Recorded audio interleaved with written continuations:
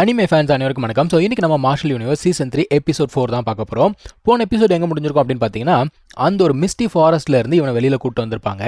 அதுக்கப்புறமா இந்த eagle கிளானுக்கும் blood eagle கிளானுக்கும் சண்டை அப்படிங்கிறத ஆரம்பிச்சிருக்கோம். அங்கே தான் முடிஞ்சிருக்கும். இப்போது இந்த ஜாங்லே இருக்கார் இல்லையா, அவருடைய பொண்ணு அவன் என்ன பண்ணுறான்னா நம்ம ஹீரோ கிட்ட வந்து ஹெல்ப் கேட்குறா.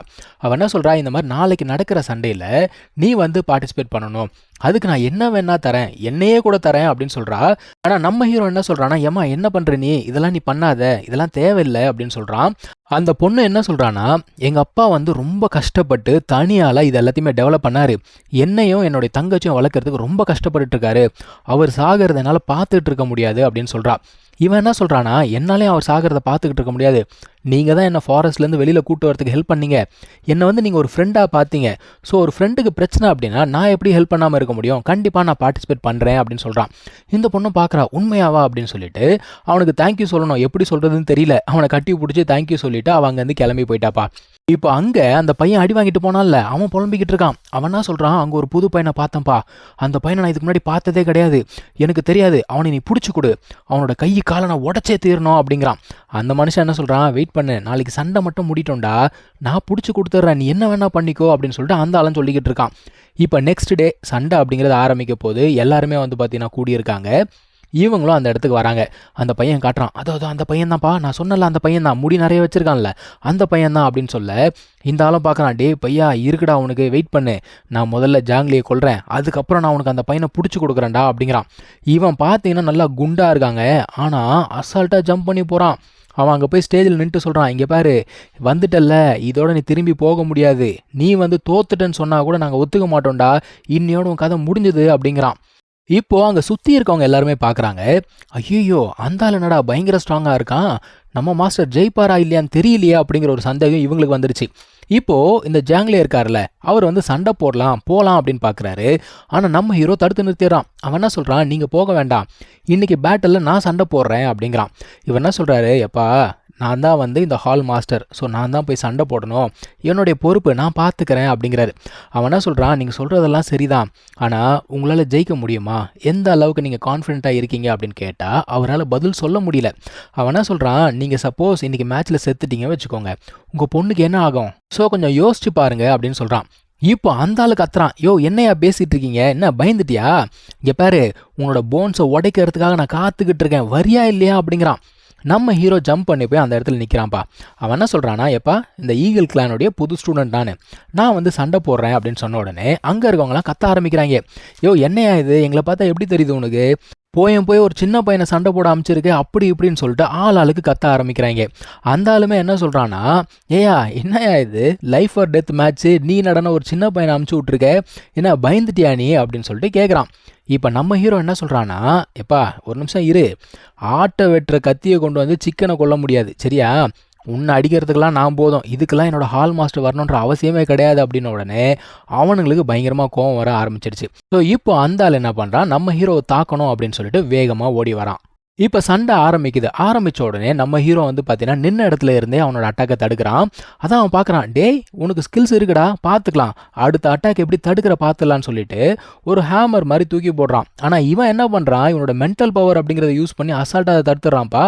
அது தடுத்தது மட்டும் இல்லாமல் அட்டாக் வர பண்ணுறான். அதான் அவன் சொல்கிறான், ஓ மென்டல் பவரா, அதனால தான் நீ இவ்வளோ அரகண்ட்டாக இருக்கியா, பார்ப்போண்டா இப்போ என்ன பண்ணுறான் பார் அப்படின்னு சொல்லிட்டு ஒரு 2 ஹேமர் அப்படிங்கிறத எடுக்கிறான். ஹேமர் ஆஃப் ஹெவன் அர்த்தம்.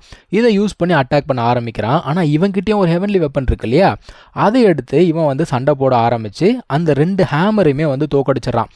இப்போ இந்த ஆளுக்கு ஒன்றும் புரியல, டே பையா என்ன தாண்டா டெக்னிக் ப்ராக்டிஸ் பண்ணுற நீ இவ்வளோ ஸ்ட்ராங்காக இருக்க அப்படின்னு சொல்லிட்டு அடுத்ததை யூஸ் பண்ண ஆரம்பிக்கிறான்ப்பா. அவன் என்ன பண்ணுறான்னா டீமன் ஏப் டிரான்ஸ்ஃபர்மேஷன் சொல்லிட்டு ஒரு டெக்னிக் யூஸ் பண்ணுறான்.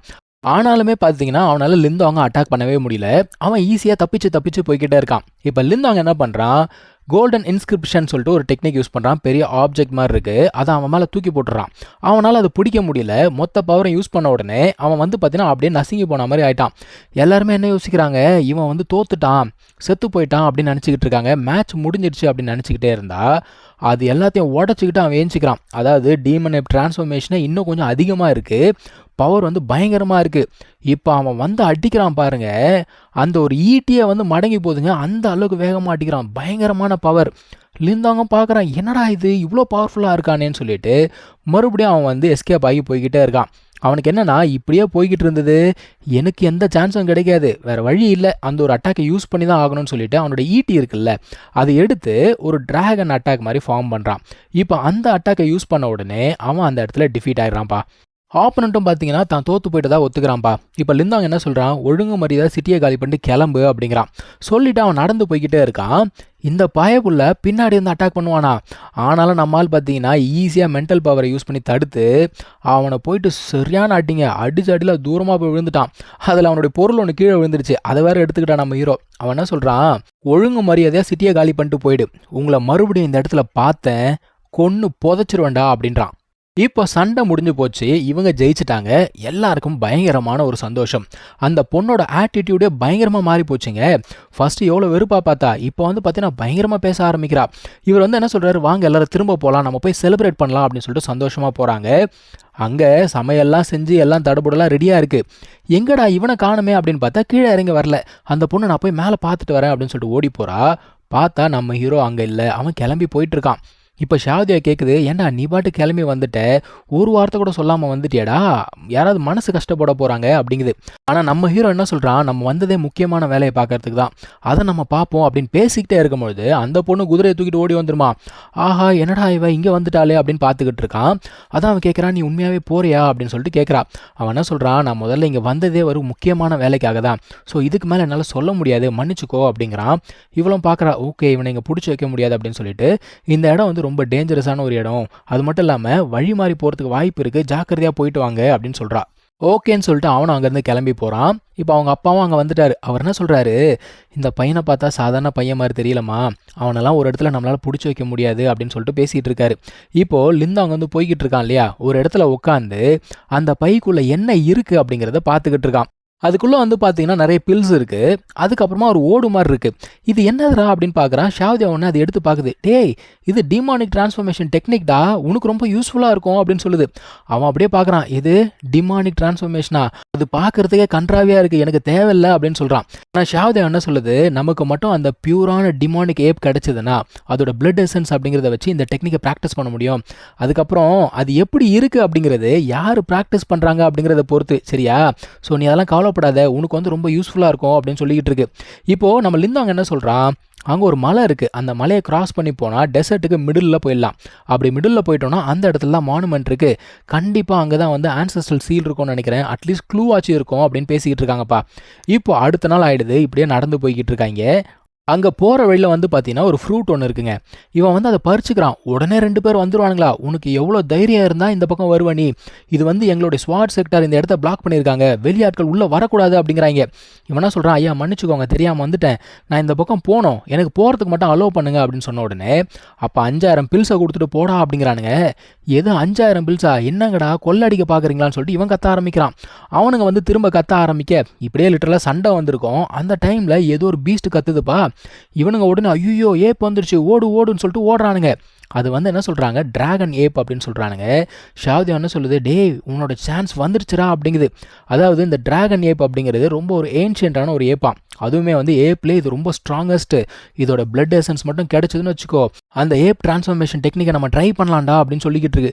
சரிவா போய் செக் பண்ணலாம் அப்படின்னு சொல்கிறான். அந்த ஏப் என்ன பண்ணுது, ஒரு மிருகத்தை வேட்டையாடி அது இழுத்துக்கிட்டு போய் அங்கே நிறைய பிளட் மாதிரி இருக்குது, அதுக்குள்ளே போடுதுப்பா. அந்த இடத்துல 2 வந்து பேர்ல் மாதிரி இருக்குது ரெட் கலரில், அதை என்ன சொல்கிறாங்க, பிளட் ஃப்ரூட் அப்படின்னு சொல்கிறாங்க. அது எப்படி உருவாக்கணும் அப்படிங்கிறது இந்த ஒரு ஏப்புக்கு நல்லா தெரிஞ்சிருக்கு. ஸோ இந்த இடத்துக்கு தான் நம்ம ஹீரோவும் ஷாவதியாவும் வந்துகிட்டு இருக்காங்க. இங்கே வந்து அவங்க என்ன பண்ண போகிறாங்க அப்படிங்கிறத அடுத்த எபிசோடில் பார்க்கலாம். தேங்க்யூ ஸோ மச் ஃபார் வாட்சிங், டேக் கேர், பை.